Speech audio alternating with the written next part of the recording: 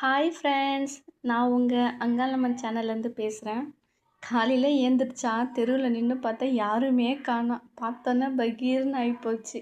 என்னடா இது, நம்ம தான் ஃபஸ்ட்டு ஏந்திரிச்சோமா அப்படின்னு சொல்லிட்டு அப்புறம் பொறுமையாக அப்படியே வாசல்லாம் கழுவி விட்டேன். நான் ஒரு எப்போவுமே சாயந்தர டைமில் வாசல் எப்போவுமே சுத்தமாக பெருக்கி விட்ருவேன். அதனால் காலையில் பெருக்க மாட்டேன்.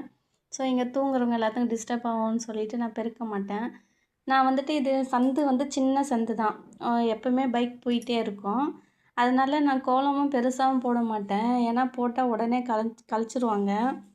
அதனால் நீங்களே பாருங்கள். இது வந்துட்டு வாடகை வீட்டில் இருக்கிறனால வாசல் ரொம்ப சின்னது. நான் கொஞ்சமாக என்னுடைய காசு செலவு பண்ணி நான் சிமெண்ட் போட்டிருக்கேன்.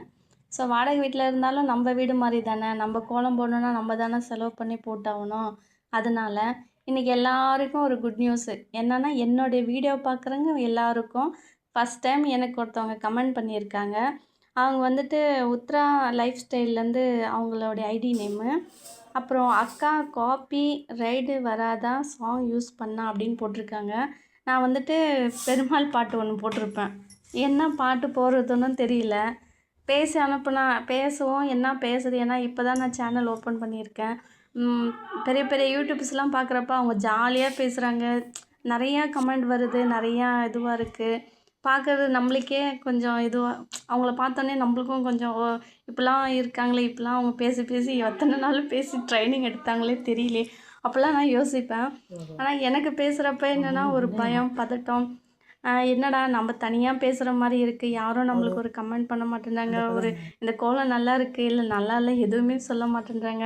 சரி, பிரம்ம முகூர்த்த பூஜை நம்ம செய்கிறோம், இல்லை இப்படி செய்யாதீங்கக்கா, இப்படி எதுவுமே சொல்ல அதே பெரிய பெரிய யூடியூப்ஸ் பாருங்கள், அவங்க மொக்கையாக ஒரு கோலம் போட்டாலும் சூப்பராக இருக்குக்கா, சாங் நல்லா இருக்குக்கா அப்படிலாம் போடுவாங்க.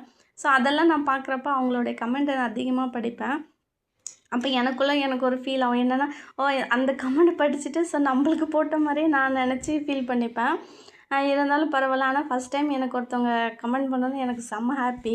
இன்றைக்கி வந்து போட்ட கோலம் வந்து நீங்களே பாருங்கள். தாமரைப்பூ, அது மேலே சங்கு, அது மேலே அதுக்குள்ளே வந்துட்டு லக்ஷ்மி பாதம். எனக்கு ஏன்னா வெள்ளிக்கிழமை இல்லையா, அதனால நான் இப்படி போட்டேன். எல்லாருமே என் கோலத்தை வந்து நின்று பார்த்துட்டு நல்லா இருக்குக்கா, சூப்பராக இருக்குக்கா, இது எப்படி போட்டிங்க, இது எங்கே வாங்கினீங்க, இந்த அச்சு எங்கே விற்கிது எல்லாருமே கேட்டாங்க.